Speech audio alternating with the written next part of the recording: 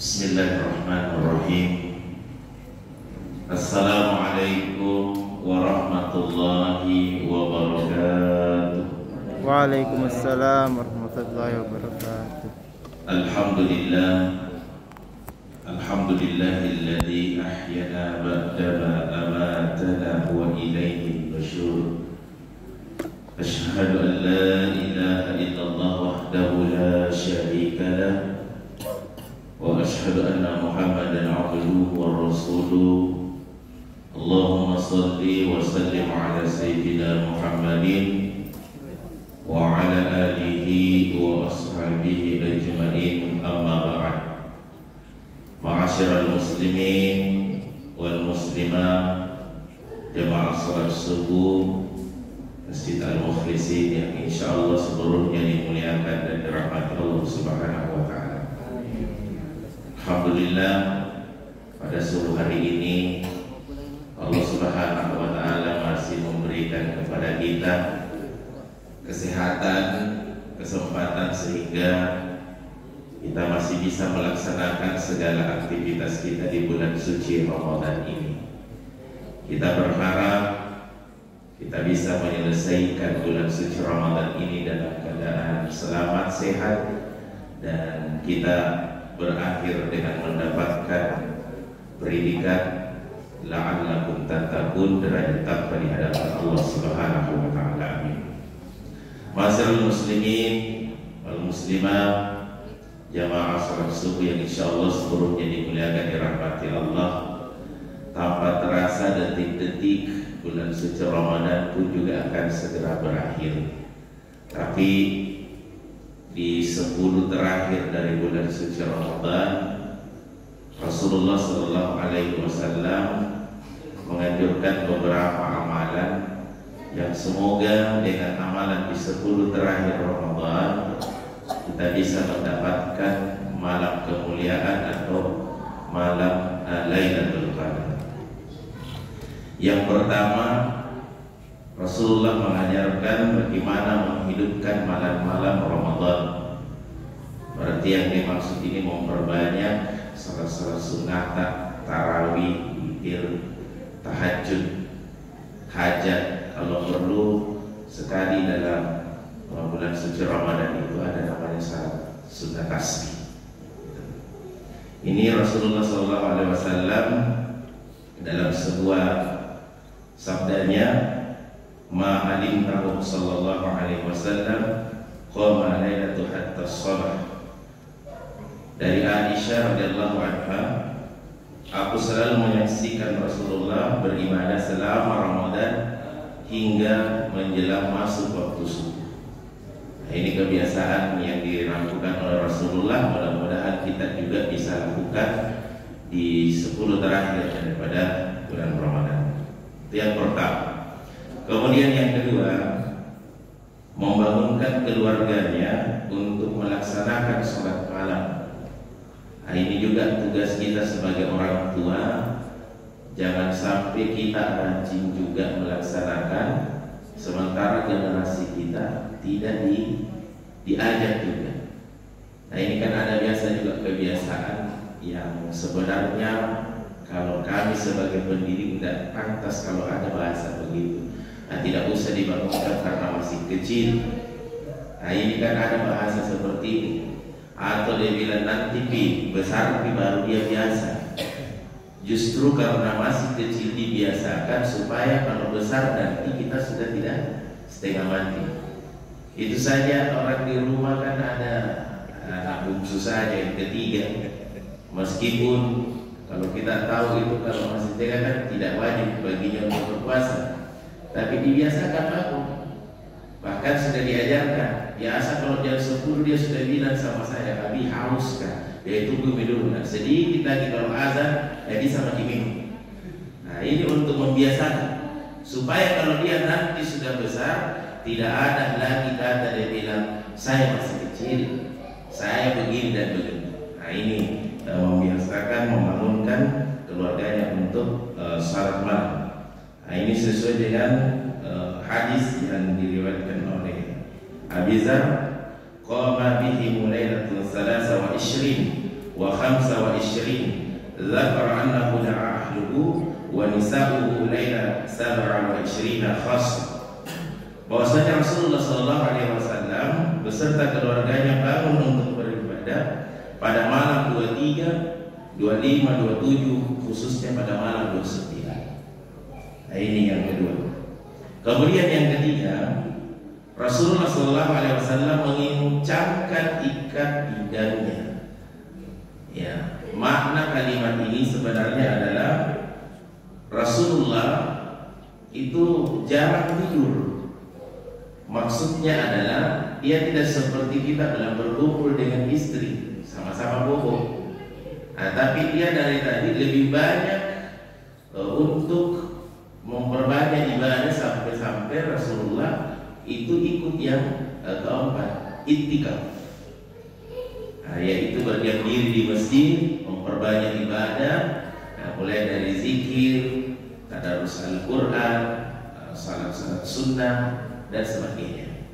Ini mungkin ada yang perlu kita berikan pemahaman sama generasi muda kita. Siapa tahu nanti mereka gagal paham. Karena ada kejadian beberapa tahun yang lalu, ada orang tua yang telepon saya. Dia bilang begini, Ustaz, diajarin apa itu anak saya? Saya bilang, kenapa memang bunda? Dia bilang, itu anak saya mau iktikaf di masjid. Saya bilang, kenapa kita tidak izinkan? Bagus itu. Dia bilang, cuma masalahnya nasisa kan. Bilang, kenapa? Nasun kan mak kasih masuk di bantalku, kasih masuk boneka, autan. Saya bilang, mau kemana? Dia bilang, mau iktikaf di masjid. Dia bilang, kamu iktikaf kalau begitu, kamu pergi mantogi bermalam di masjid kalau begitu.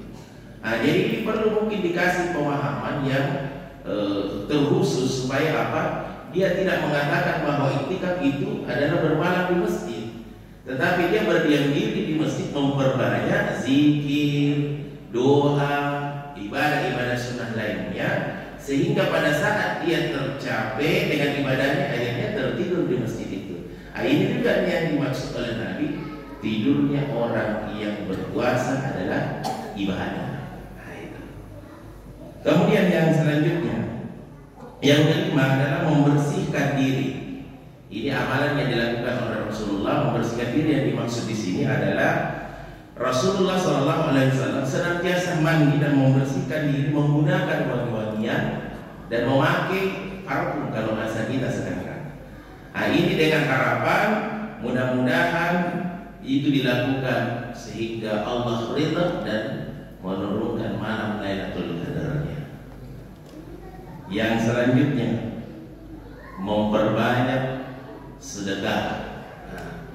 Ini sedekah yang biasa kita lakukan, tidak bisa dipungkiri, Pak, Ibu, bahwa kita kepingin bagaimana selama bulan suci Ramadan itu bisa rutinitas. Ada bahasanya itu orang tua dulu yang sampai hari ini saya masih ingat, dan itu juga saya terapkan sama anak-anak di rumah.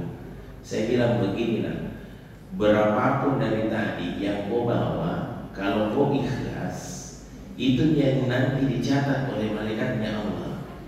Nah, bila iri ke Abi, kalau lihat orang di sampingku 5.000 nak kasih masuk, saya baru 2.000 ji.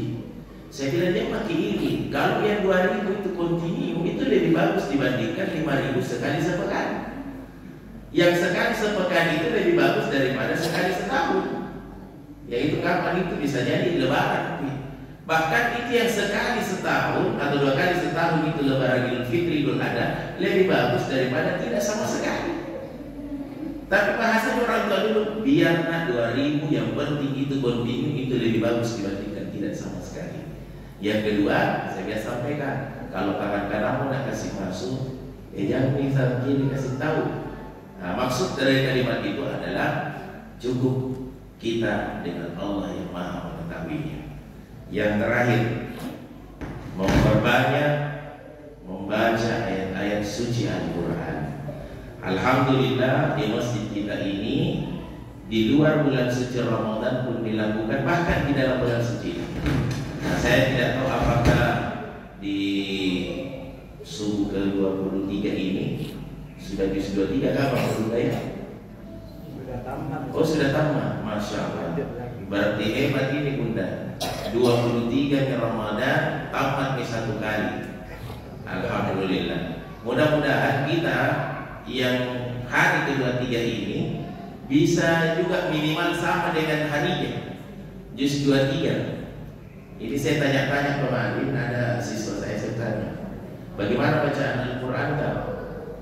Lancar tidak? Bilang alhamdulillah Ustaz, lancar tidak. Saya bilang berapa juz? Dia bilang alhamdulillah baru 1 juz Ustaz. Beliau alhamdulillah lancar betul itu, karena baru 1 juz. Tapi dia bilang begini, dia biar 1 juz Ustaz, tapi alhamdulillah aku hafal-hafal. Ya. Jadi saya bilang tidak apa, tidak ada masalah. Yang penting itu ada pembiasaan. Karena kalau tidak dijadikan pembiasaan, anak-anak pun juga itu akan nanti dia tidak bisa lakukan nanti kalau pada saat besar. Istilahnya susah untuk memulai sesuatu yang baik kalau tidak dibiasakan. Nah, seperti ini sekarang anak-anak yang di kelas 4 sampai dengan kelas 6 yang kami ajar di sekolah, itu dia memulai dengan sesuatu yang baik dulu. Sebelum masuk kelas dia salat sunat duha dulu. Masuk di dalam kelas sebelum pembelajaran dia membaca ayat-ayat suci Al-Quran.